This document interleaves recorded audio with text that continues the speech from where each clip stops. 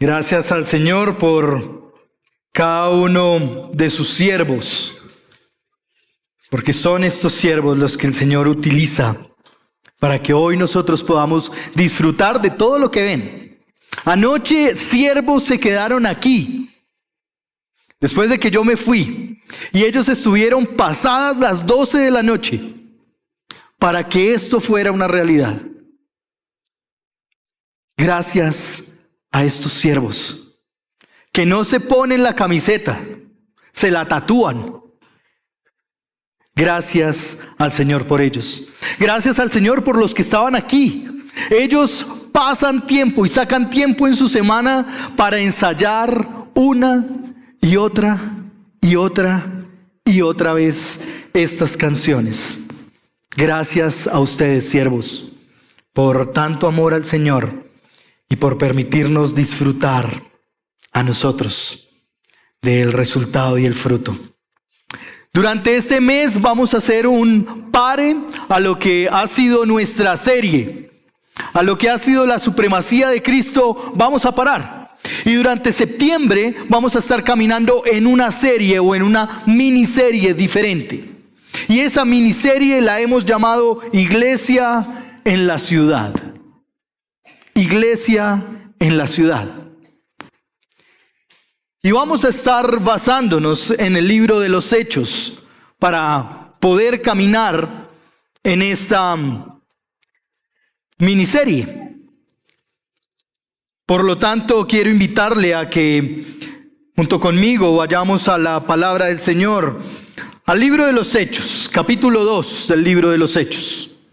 Capítulo 2 del libro de los Hechos. Y cuando usted encuentre allí el libro de los Hechos y el capítulo 2, ubíquese en los versículos 37 hasta el 42. Libro de los Hechos, capítulo 2, versículos 37 al 42.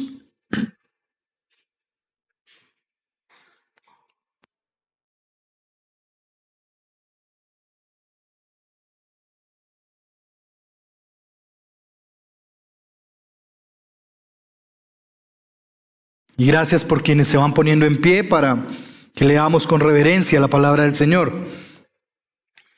Capítulo 2 del libro de los Hechos, versículo 37 al 42. Y si usted ve que hay alguien a su lado que no tiene Biblia o no ha podido encontrar aún esta porción de la Escritura, comparta su Biblia con esta persona. Al oír esto, conmovidos profundamente, dijeron a Pedro y a los demás apóstoles: hermanos, ¿qué haremos? Entonces Pedro les dijo: arrepiéntanse y sean bautizados, cada uno de ustedes, en el nombre de Cristo, para perdón de sus pecados, y recibirán el don del Espíritu Santo. Porque la promesa es para ustedes y para sus hijos y para todos los que están lejos, para tantos como el Señor nuestro Dios llame. Y Pedro, con muchas otras palabras, testificaba solemnemente y les exhortaba diciendo: sean salvos de esta perversa generación. Entonces los que habían recibido su palabra fueron bautizados, y se añadieron aquel día como 3,000 almas, y se dedicaban continuamente a las enseñanzas de los apóstoles, a la comunión, al partimiento del pan y a la oración. Gracias, Señor, por tu palabra. Y gracias porque tu palabra es viva y eficaz. Gracias porque es más cortante que una espada de doble filo. Y gracias porque penetra hasta lo más profundo de nuestro ser. Gracias porque tu palabra es lumbrera a nuestros pies y lámpara a nuestro camino. Gracias porque tu palabra es para nosotros necesaria. Gracias por permitirnos hoy abrir tu palabra y escuchar tu voz a través de ella. Añade gracia al fruto de tu palabra. Permítenos escuchar tu voz. Habla hoy directamente a lo profundo de nuestro corazón. Te lo suplicamos. A mí, permíteme ser fiel a tu palabra. Aquieta, Señor, mis pensamientos. Aquieta mi corazón. Y pon tu palabra en mi boca, en mi mente. Toma tú el control, Señor, de la exposición de tu palabra. Y habla tú. Te lo suplicamos en el nombre de tu Hijo Jesucristo. Amén y amén. Amén. Y como bien lo dije, esta exposición de la palabra la he titulado Iglesia en la ciudad. Y cuando hablamos de iglesia en la ciudad hay muchas cosas que vienen a la mente, pero mientras estudiaba esta porción de la Escritura había algo que inquietaba mi corazón. Y es, ¿qué te hace sentir identificado con esta ciudad? ¿Qué te hace sentirte identificado con esta Bogotá en la que vives? Porque probablemente si les pregunto qué no les gusta, tendremos una larga lista. Desde el Transmilenio hasta el hacer las largas colas para entrar a muchos establecimientos. La frialdad del cachaco. No sé si eso es algo con lo que te identificas, espero que no. Pero ¿con qué te identificas de esta ciudad? Piénsalo ahí por un momento. ¿Con qué te identificas? Porque hoy haces parte de esta ciudad. Hoy haces parte de aquellos que laboran o que desarrollan una práctica en medio de esta ciudad. ¿Con qué te identificas de esta ciudad? Sus grandes y verdes pastos en los parques metropolitanos. Las mañanas de ciclovía. Los centros comerciales abiertos hasta tarde en la noche. ¿Con qué te identificas en esta ciudad? Que puedes conseguir lo que se te ocurra. En esta ciudad puedes conseguir lo que se te ocurra. Desde lo más raro hasta lo más común podrías conseguirlo. Pero comparta con la persona que está a su lado con qué se identifica en esta ciudad. ¿Con qué se identifica?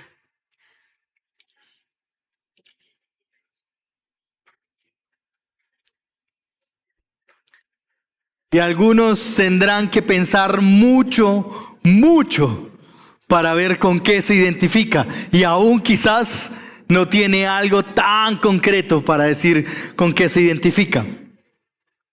Pero tú, que quizás has venido a la iglesia del encuentro, que has estado visitándonos de manera recurrente o que eres parte y miembro de la iglesia del encuentro, ¿con qué te identificas o con qué te sientes identificado en la iglesia del encuentro? Y comparta con la persona que está a su lado. Dígale, yo con la iglesia del encuentro me siento identificado en esto o en lo otro. Comparta con la persona que está a su lado.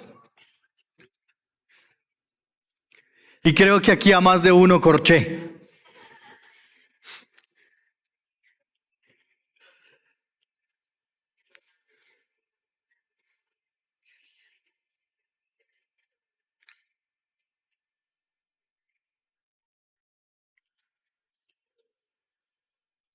Hay muchas cosas con las que podríamos identificarnos en la iglesia. Quizás con la empanadita que se comparte al final del culto. Quizás usted dice, no, yo vengo por mi empanada. Es que hay que prolongar y mantener la dinámica de compartir la empanadita. Quizás otros dicen, yo vengo porque es que hay una chica que me llama la atención. Entonces quiero verle. Tranquilos, jóvenes, eso también pasaba en mi época. Tranquilos. Pero además, usted podría decir que se identifica con esta iglesia con la predicación de la palabra, con la forma en que se predica la palabra. Quizás se identifica con las prácticas, el deseo de poder hacer cosas diferentes en medio de nuestra ciudad y sabiendo que cada uno de nosotros somos siervos que pueden aportar. Pero en la ciudad usted se puede identificar quizás con un equipo de fútbol en la ciudad. Y lamento para aquellos que tienen mal gusto y les gusta el azul. Pero se puede identificar con eso, Además, y creo que aquí estoy echándome la soga al cuello porque los últimos partidos, este equipo azul le ha ganado al equipo al cual yo sigo. Pero bien, lo han hecho bien. Además de eso, pueden identificarse con un plato típico. Cuando piensan en Bogotá, se les ocurre el ajiaco, el ajiaquito tradicional bogotano. Pero además, usted puede identificarse con lugares de esta Bogotá, con la Candelaria, con el Chorro de Quevedo, con los museos, con los parques metropolitanos. Usted tiene quizás lugares con los cuales se siente identificado. La realidad de este pasaje bíblico que hemos leído en Hechos 2 es que Pedro estaba en una ciudad. El auditorio al que el Pedro se estaba dirigiendo estaba inmerso en una ciudad, donde se movían diferentes ideas, donde habían diferentes inclinaciones políticas, donde surgían diferentes tipos de espiritualidad. Pedro sabía que esta ciudad, que esa metrópolis, era un lugar donde predicar la palabra del Señor. Y quizás tenemos contextos muy similares de aquel entonces a estos momentos. Pero gracias al Señor, porque definitivamente el auditorio al que se dirigía Pedro, no todo eran aquellos que creían en Cristo Jesús. Y acompáñenme y caminemos un poco en el desarrollo de esta porción del pasaje bíblico. Y la primera frase con la que inicia esta porción es ¿cuál? Al oír. ¿Quién oye? ¿Quién está oyendo allí? Pedro. Pedro y sus discípulos están oyendo, porque es que esta es la continuación de la sección anterior, que inicia en el capítulo 2, versículo 14. Acompáñenme al versículo 14. Entonces Pedro, poniéndose en pie con los 11 apóstoles, alzó la voz y les declaró. Allí está Pedro con los 11 y empieza a hablar, empieza a predicar la palabra del Señor. Y al predicar, entonces, como consecuencia, sucede esto. Pero ¿qué es lo que está escuchando Pedro después de haber concluido su predicación? Y pareciere que no nos dice qué es lo que escucha. Más bien nos deja identificar las emociones que percibe en el auditorio. ¿Cuál es la emoción del auditorio al que le está hablando Pedro allí? El ambiente que hay y que el escritor nos deja ver, Lucas nos permite ver, es un sentimiento de profundamente conmovidos. Lea allí la siguiente frase, al oír esto, dice, conmovidos profundamente. Estaban siendo movidos por el Señor. Allí el versículo 37.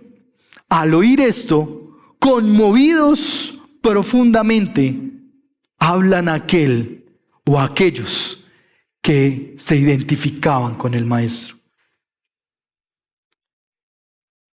Pero, ¿por qué están profundamente conmovidos los creyentes?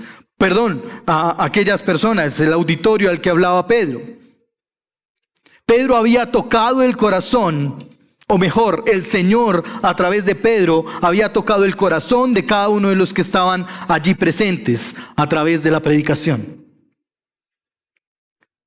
El estar conmovidos, el estar movidos, el estar emocionalmente exaltados, era resultado de la predicación de la palabra del Señor en la vida de personas que no conocían a Jesús o que quizás ya lo habían visto.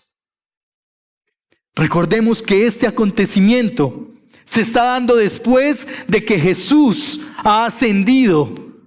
Después de que Jesús estuvo varios días y varias noches con los discípulos. Después de que Jesús resucitó y estuvo nuevamente con sus discípulos. Este acontecimiento se da cuando Jesús ya ha sido nuevamente exaltado. Y entonces ha venido el momento de Pentecostés, que tanto el Señor había dicho que vendría. Ese momento del Espíritu Santo. Y entonces se da la predicación de Pedro. Pero ¿cuáles eran los elementos que habían conmovido a esta audiencia quizás no muy afiliada a Jesús y a sus prácticas? 6 puntos que quiero resaltar de esa predicación que Pedro dio. El primero de ellos, versículo 22 del mismo capítulo 2. Jesús fue confirmado por Dios Padre entre la gente por medio de milagros, señales y prodigios. Es decir, quienes estaban allí habían visto de primera mano a Jesús haciendo prodigios, señales y milagros. Ellos habían visto, quizás no habían creído, pero sí habían visto lo que Jesús podía hacer. Habían visto cuando Jesús había sanado a un hombre que era ciego de nacimiento. Habían visto cuando le habían bajado un paralítico en medio de una casa y él le había dicho, levántate y anda. Habían visto también en aquel momento cuando el Señor mismo había hecho barro y lo untó en los ojos de un hombre. Ellos habían visto los prodigios y las señales de Jesús. Pero además, segundo, Jesús estaba presupuestado previamente en el plan divino de Dios para con la humanidad.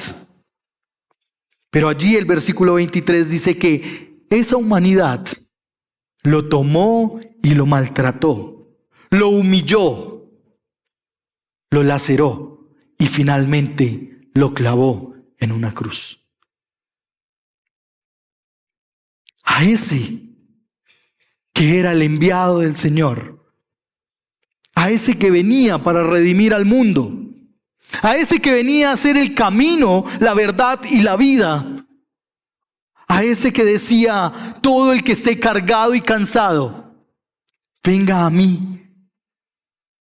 A ese fue al que se maltrató, a ese fue al que se insultó y se llevó a una muerte fatal, a una muerte vil, una muerte de cruz.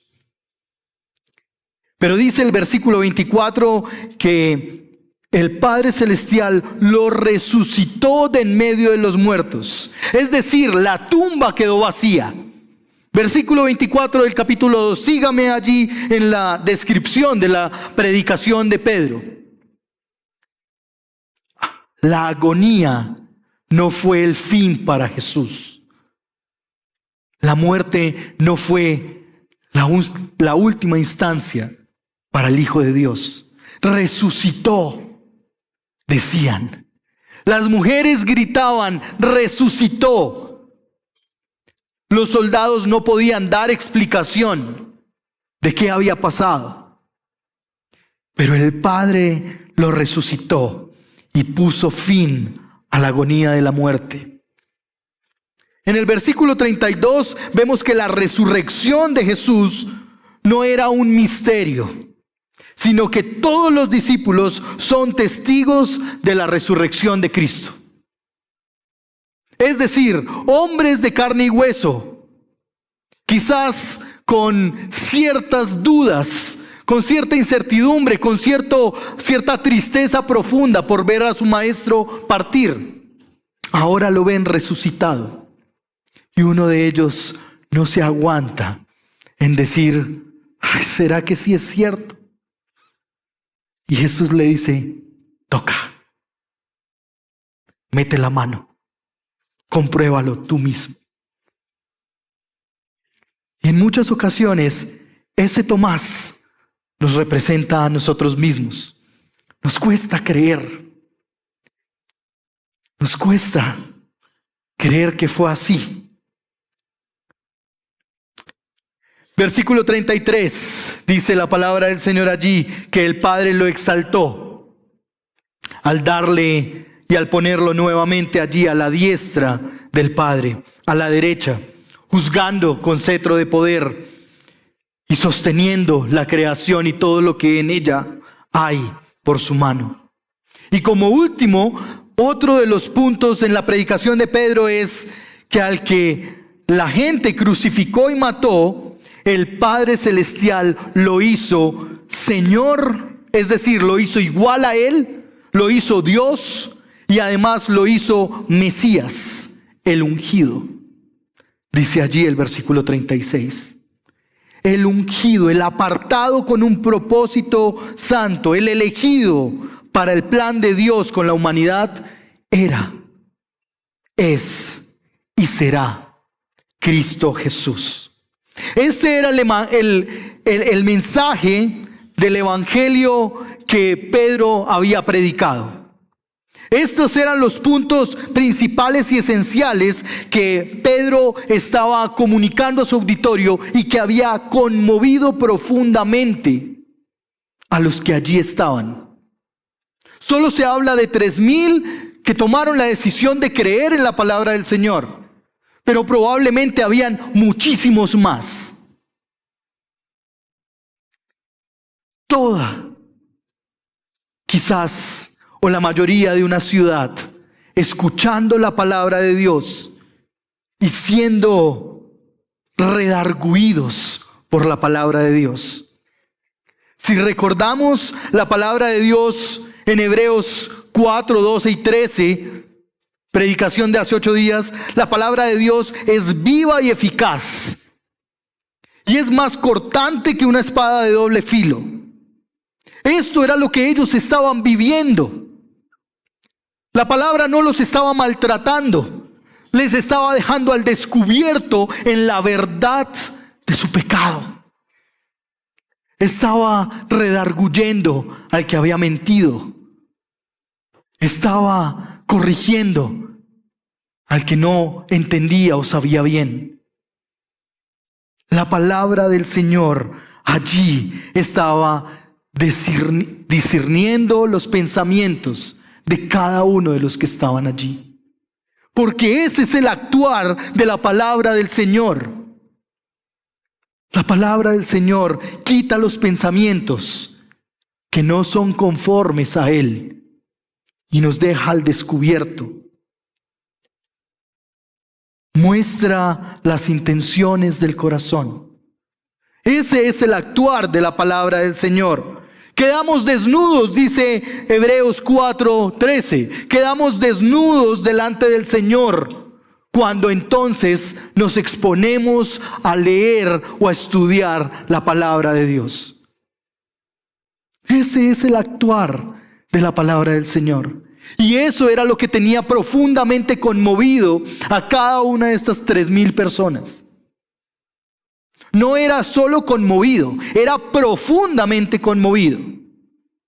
Hay un énfasis en lo que el autor allí está tratando de recalcar. Era la palabra misma obrando en el corazón de cada uno de los que estaban escuchando. Por lo tanto, ante el mensaje del Evangelio, el auditorio quedó al descubierto. Quedó su vergüenza puesta y confrontada. La palabra estaba confrontando a aquel que había rechazado a Jesús, aun cuando lo había visto haciendo prodigios y señales. Quizás hoy tú estás en este auditorio y tú has visto obrar a Dios en tu vida y en tu familia muchísimas veces, pero aún te resistes a creer del todo en Cristo Jesús. Aún te resistes en decir, no sé cómo soltar esto. No sé cómo dejar de mirar más de lo que debo mirar. No sé cómo bloquear esas pantallas que aparecen en mi computador. No sé cómo dejar la mentira. Es que me seduce todos los días. No sé cómo dejar de responder fuerte cuando hay algo. No sé cómo tratar a este familiar que me trata tan feo. Y quizás una y otra vez la palabra te está redarguyendo. La palabra del Señor predicada en ese momento tuvo una expresión que nos deja entender el cambio del auditorio, el cambio de estas 3,000 personas, lo que estaba sucediendo en su interior. Y lea por favor conmigo la última parte del versículo 37. ¿Cuál es la primera palabra que aparece después de dijeron a Pedro y a los demás apóstoles? ¿Qué dijeron? En esta versión dice hermanos y después preguntan, ¿qué haremos? Hermanos. ¿Recuerdan cuál era el auditorio de Pedro en ese momento? Hermanos. Hermanos es para la iglesia, los que creemos en lo mismo. Hermanos es para los que estamos convencidos en el mismo Jesús y tenemos el mismo Padre. El auditorio diciéndole a Pedro y a los demás apóstoles, hermanos. Pero si es que en unos versos anteriores los habían llamado borrachos. Lea el versículo 13 del mismo capítulo. Pero otros se burlaban y decían, están borrachos. A quienes habían sido tomados por el Espíritu Santo y estaban hablando en idiomas que solo conocían los medos, los mesopotámicos y otros que habían venido. Y unos que se burlaban decían, estos están borrachos, estos son unos locos. Quizás usted en su oficina o con sus amigos de colegio o universidad ha escuchado decir, esos fanáticos son unos locos. Esos que creen en Jesús les falta un tornillo. Hablan solos. ¿En serio? Hablan solos. Pero además se reúnen por allá en un lugarcito y eso pareciera que estuvieran en una rumba. Levantan las manos, quién sabe a quién. Así nos ven, amados. Quizás así la trata su esposo. O quizás eso le ha dicho su esposa. Si no cree en el Señor. Ay, tan santa. Vea. Y eso que es cristiano. Imagínese. Pero eso es lo que pasa una y otra vez con aquella mamá que se arrodilla todos los días para orar por sus hijos. Y sus hijos la ven y le dicen, ay, pobrecita. Creen unas cosas más locas. Con aquel papá que camina en los principios del Evangelio. Ay, chapao a la antigua. o con aquellos hijos que decidieron seguir a Jesús antes que sus padres. Se está metiendo en ideas locas. Es que quiere seguir a Jesús. Y ahora se la pasa con la Biblia debajo del brazo. Y así pasa todo el tiempo, amados. Y eso es lo que está viviendo el pueblo aquí. Primero los llaman borrachos, pero también ya les habían dicho varones Galileo, una expresión déspota, que era despreciable. Lea el versículo 11 del capítulo 1.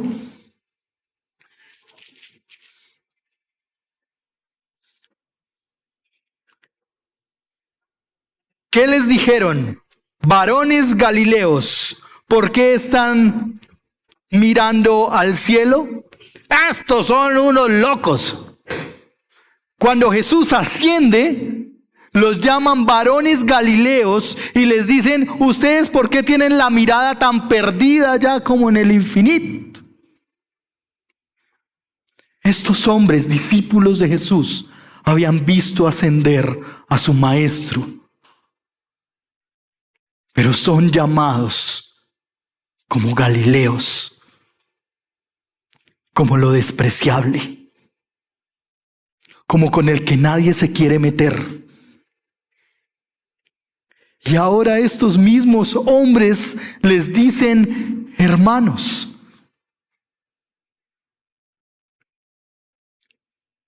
Los mismos que tiraban piedras a las iglesias evangélicas ahora entran a las iglesias evangélicas. Los mismos que despreciaban a otros por creer en Jesús, ahora se acercan para pedir que oren por sus problemas. Eso también lo vivimos, amados.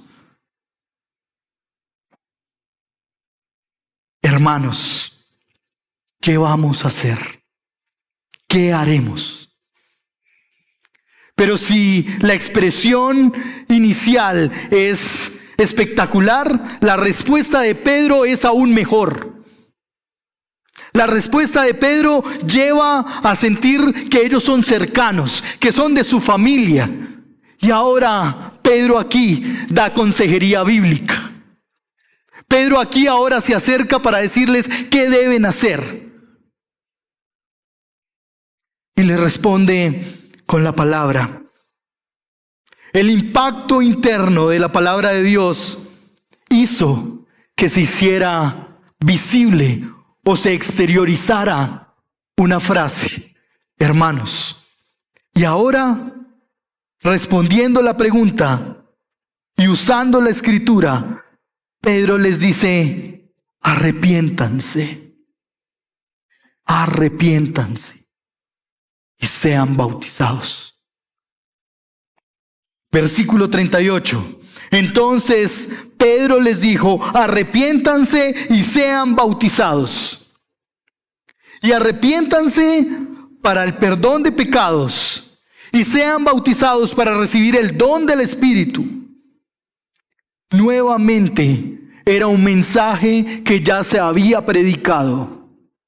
Hoy predicamos predicaciones que ya fueron predicadas. Juan Bautista ya había dicho, arrepiéntanse y bautícense.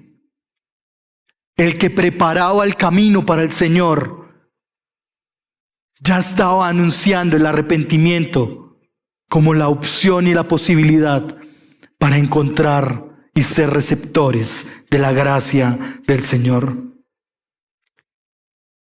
La palabra no solo responde qué debe hacer, o su intención primaria no es responder qué deben hacer, sino quién debo ser. Y lo que debe ser es una persona que se arrepiente, que se identifica con Cristo Jesús. Cuando era más joven, imagínense, más joven aún, el Señor me permitió llegar a esta iglesia por las oraciones de mi mamá cuando tenía 11 años. Y en su gracia el Señor me recibió. Y tuve personas alrededor que no le puedo decir porque describirlas en una palabra serían minimizar lo que el Señor estaba haciendo a través de estos misioneros y pastores. Pero entré a un grupito pequeño en medio de los jóvenes que se llamaba GOD, gente que obedece a Dios. Algunos decíamos que eran gente que GOD, pero no, realmente no. Tratábamos de ser jóvenes que obedecían a Dios. Y allí había una expresión que utilizábamos en este grupo de jóvenes. Decía, what will Jesus do? ¿Qué haría Jesús? Y cuando nos hallábamos en un momento difícil de nuestra vida, nos preguntábamos en una manillita que teníamos, what will Jesus do? ¿Qué haría Jesús? ¿Qué haría Jesús cuando me veo tentado a mentir? ¿Qué haría Jesús cuando hay una chica que me gusta mucho? ¿Qué haría Jesús cuando hay vueltas de más en el bus o en la tienda? ¿Qué haría Jesús cuando me dicen que mi tarea es sacar la basura y yo ya no quiero sacar la basura? ¿Qué haría Jesús cuando soy tratado con injusticia? ¿Qué haría Jesús? ¿Qué haría Jesús en tu lugar? ¿Qué haría Jesús si viviera lo que tú hoy estás viviendo? ¿Qué haría? ¿Buscaría justicia propia? ¿Buscaría hacer las cosas a su manera o hacer la voluntad del Padre? ¿Qué haría Jesús si se ve tentado? Ir a la palabra y responder con la palabra. No solo de pan vivirá el hombre, sino de toda palabra que sale de la boca de Dios. ¿Qué haría Jesús si estuviera en tu situación personal hoy? Si eres un joven que te cuesta amar y obedecer a tus padres, ¿qué haría Jesús en tu lugar? Si eres un hombre que ya te está entrando como cierta fastidio con tu esposa porque es la misma conversación, las mismas discusiones, las mismas situaciones, ¿qué haría Jesús en tu lugar? Si eres una mujer que quizás tu esposo ya no se merece ningún respeto, ¿qué haría Jesús en tu lugar?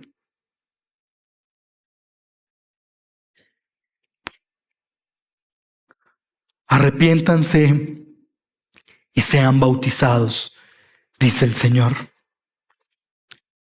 Pero ¿saben qué es lo lindo de esto? Que esa promesa del Señor no estaba limitada para ese momento, sino que además allí usted logra ver versículo 39, porque la promesa es para ustedes, para sus hijos y para todos los que están lejos, para tantos como el Señor nuestro Dios llame. Es decir, tú y yo estábamos contemplados dentro del presupuesto divino de Dios. Tú y yo estábamos contemplados dentro del plan magnífico de Dios. Tú has sido llamado por Dios a ser hijo e hija de Dios. Por lo tanto, arrepiéntete de tu pecado. Por ahí puedes comenzar. Arrepiéntete quizás de no criar a tus hijos en los principios del Señor. Arrepiéntete quizás en estar buscando más las glorias de este mundo y menos la gloria del que murió en la cruz. Arrepiéntete quizás de esa necesidad de ser reconocido o reconocida, para que eso alimente lo que en el hoy en día hay que nutrir: el ego, el yo.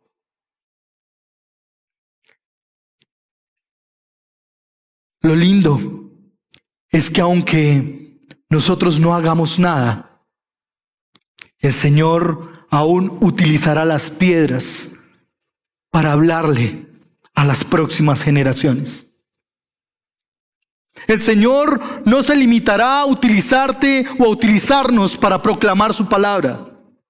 Aún el Señor hará que una burra hable para hacer que un siervo del Señor entienda cuál es su propósito en la tierra.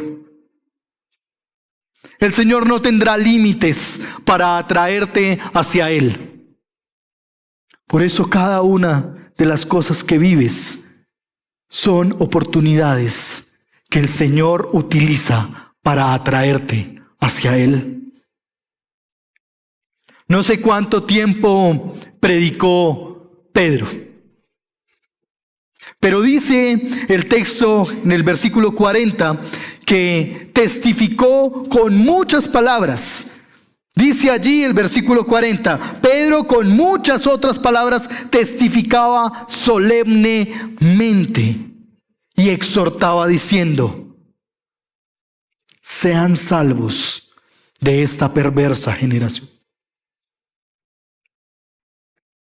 Quizás hoy estamos tan metidos no solo en esta ciudad y en el afán de este mundo. Quizás hoy no solo estamos tan metidos en la cabeza de ser alguien en la vida, de conseguir dinero porque el dinero o con el dinero puedes hacer lo que quieras, que se nos olvidó que el Padre ha dicho: busca primeramente el reino de Dios y su justicia, y el resto de cosas van a venir por añadidura. Piensa cuánto le dedicas a su trabajo. Piensa cuánto le dedicas a tu televisor. Cuánto le dedicas quizás a tu ejercicio. Cuánto le dedicas tú a tu celular. Y ahora contrástalo de cuánto le dedicas a la palabra del Señor. ¿Cuánto tiempo estás frente a la palabra del Señor para que Él te desnude por completo y tumbe tus argumentos?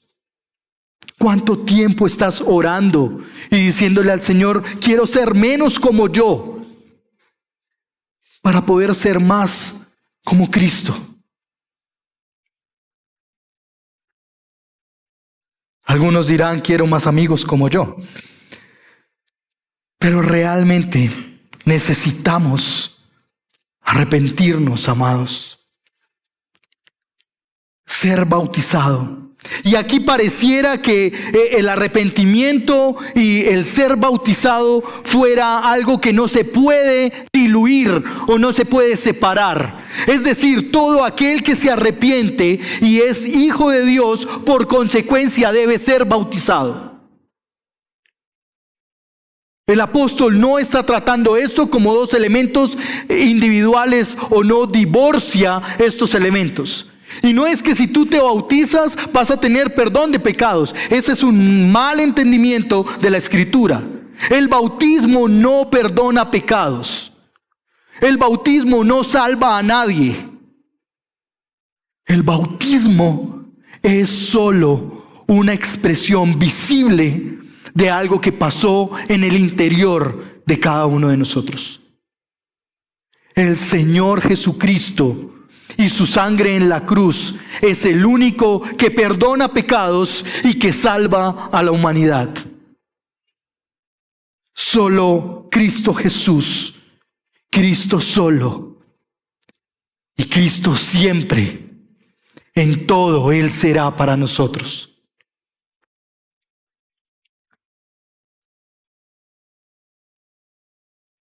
La palabra de Dios en los discípulos actuó como exhortación. ¿Y recuerdan que les expliqué que era exhortar? Actuó para animar a otros, para alentarlos, para decirles, vamos, es difícil pero se puede. El testimonio hoy de Sandra era la visible para decirnos, cuando tú decides por el Señor, hay algo que pasa. Y hay un enemigo que está como león rugiente buscando a quien devorar. Por lo tanto, no te duermas. No des papaya. Porque Él está pendiente.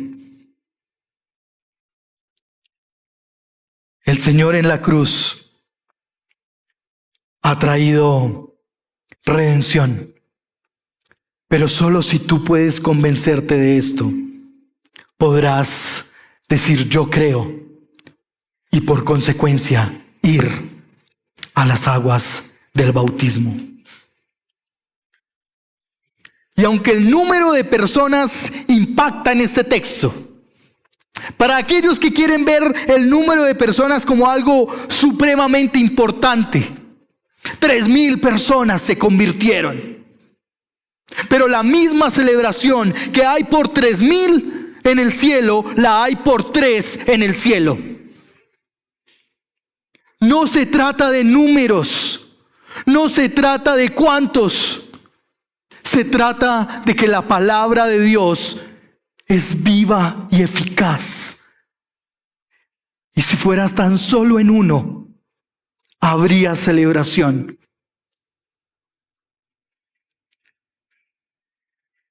Pero lo más importante, como les decía, amados, no es el número del versículo 41, sino más bien la práctica del versículo 42. Eso es lo más importante.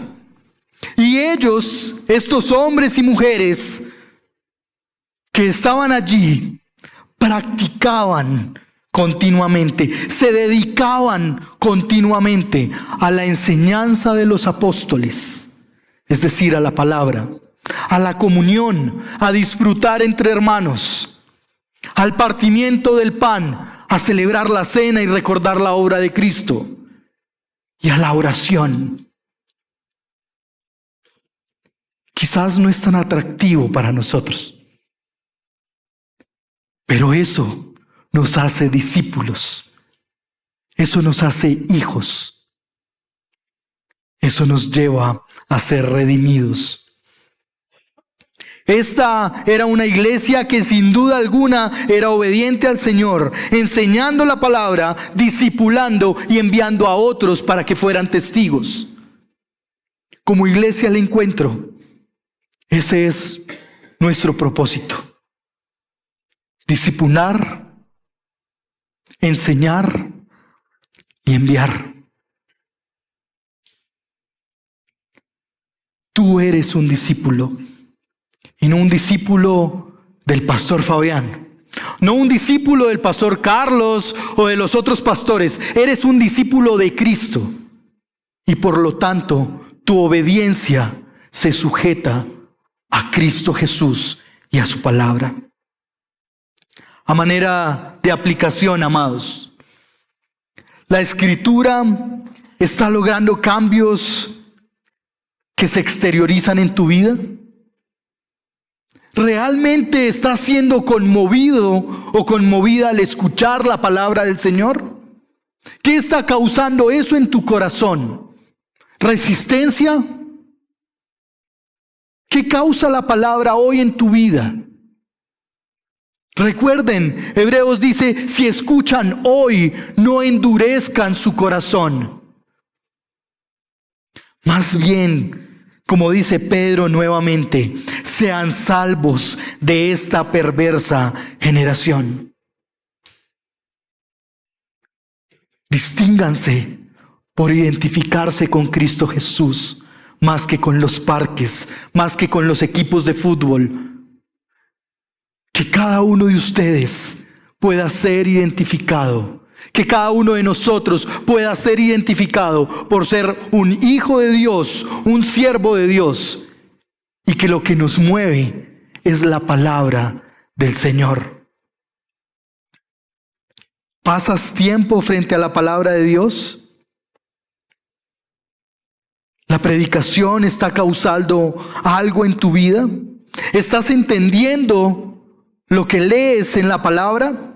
¿Realmente estás pensando en el Señor y estás pasando tiempo delante del Señor para que Él desnude y desbarate toda esa cosa que hay en la mente? Probablemente no. Y ahí está la alarma. Cuidado si no es así. Cuidado si no está sucediendo eso, porque va a sonar aún más fuerte. Quizás usted en el temblor de hace unos días se sintió removido por el Señor. Pero ¿qué tal si ese hubiera sido el último día de nuestra existencia? ¿Estabas listo para ir con el Señor? Tú podías agarrar por las escaleras y bajar corriendo, pero no es el lugar más seguro. Tú podías quedarte en el baño pensando que era el lugar más seguro, pero no es el lugar más seguro. No existe un lugar más seguro que la voluntad del Padre. No existe alguien que tenga en su mano tu vida que no sea Cristo Jesús. Segundo, identifica cómo la palabra de Dios está cambiando tu manera de pensar, tu manera de hablar, tu manera de reaccionar. ¿Realmente eres manso para oír?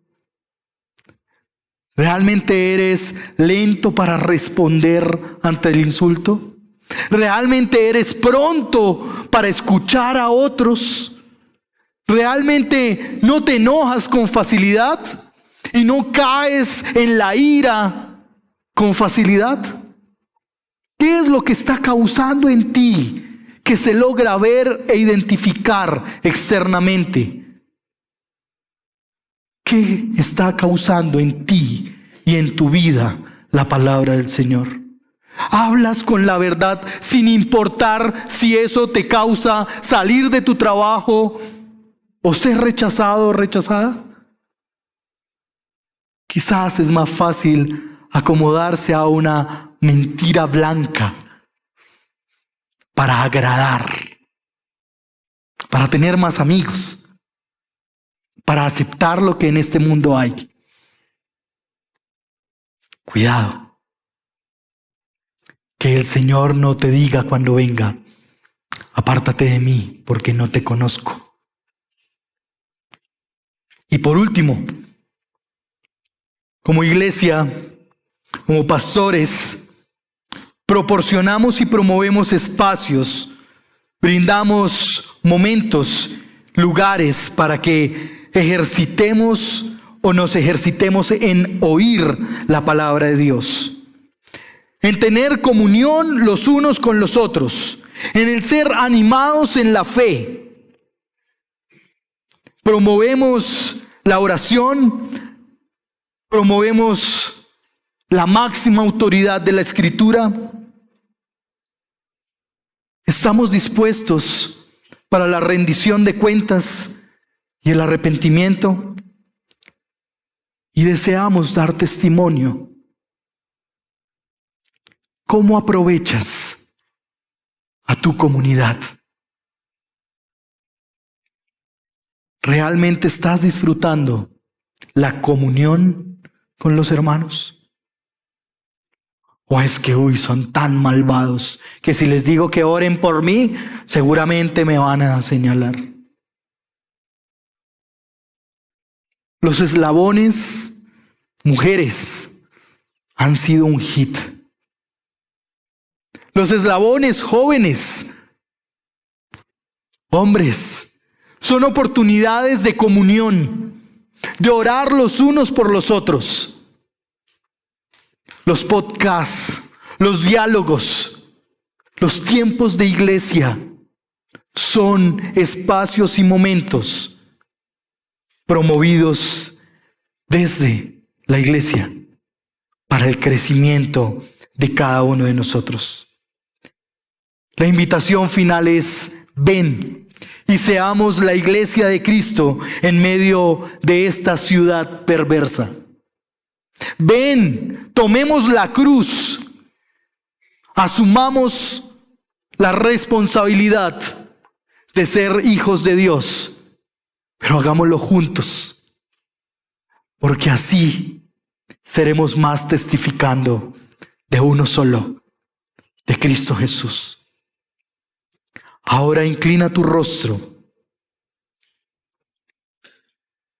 y al inclinar tu rostro, piensa en estas 3 formas de aplicar la palabra.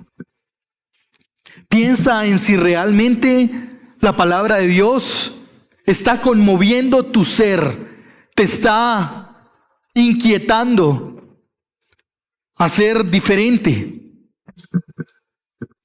Piensa si quizás la palabra de Dios está estallando los ídolos que tienes en el corazón. Piensa si la palabra del Señor está rompiendo tus coyunturas en lo que hay en lo profundo de tu ser.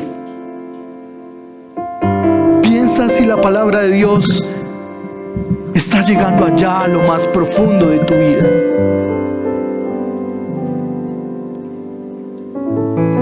Delante del Señor, identifica, piensa cómo vas a dejar que sea visible el fruto de la palabra de Dios en tu vida.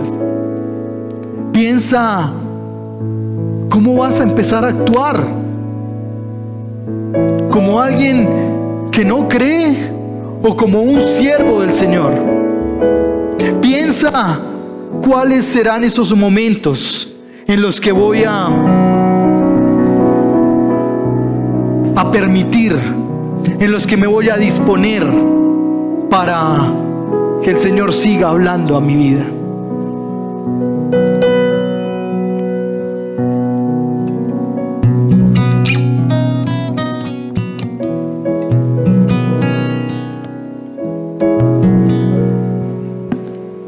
Señor, gracias por tu palabra. Gracias porque hoy una vez más nos recuerdas que todo se trata de Cristo. Gracias porque hoy una vez más nos brindas la oportunidad de arrepentirnos. Hoy nos brindas la oportunidad de que algo en nuestro interior pase. Que lo que sea que está pasando en nuestros corazones sea promovido por ti, Señor, y por tu palabra. Que no nos dejemos llevar por emocionalismos. Que no tan solo sean remordimientos los que nos guíen en la vida, sino que más bien podamos arrepentirnos, tener un cambio de orientación 180 grados. Empezar a caminar o continuar caminando en eso que tú has dicho, Señor, de renovar nuestra mente todos los días por tu palabra, de no acomodarnos al pensamiento de este mundo y de esta ciudad que pareciera imparable. Que podamos responder con misericordia y gracia y amor a aquellos que nos ofenden, a aquellos que nos juzgan, a aquellos que nos señalan. Que podamos responder, Señor, con amor y siendo testimonios delante de ti, Señor, en los momentos más difíciles. Que podamos preguntarnos una y otra vez: ¿qué harías tú, Jesús? Señor, mira la situación de cada uno de los que estamos aquí hoy. Señor, quizás hay profunda tristeza por aspectos sentimentales. Quizás, Señor, hay un maltrato y hay una inconformidad y hay daño en la familia. Señor, mira a aquellos que sufren con una dolencia física. Señor, ten misericordia y permítenos creerte por encima de todas las cosas. Permítenos confiar en ti por encima de todo lo que pueda suceder. Y que vengan más sismos, porque yo quiero estar preparado para cuando tú vengas, Señor. Yo quiero poder tener parte en la mesa del banquete, en esa mesa donde tú, Señor, serás la cabeza. Yo quiero poder estar allí en la eternidad, alabándote y glorificándote. Por eso permíteme ser testigo y testimonio tuyo, donde sea que vaya, en esta o en otra ciudad. Te lo rogamos en el nombre de tu Hijo Jesucristo. Amén.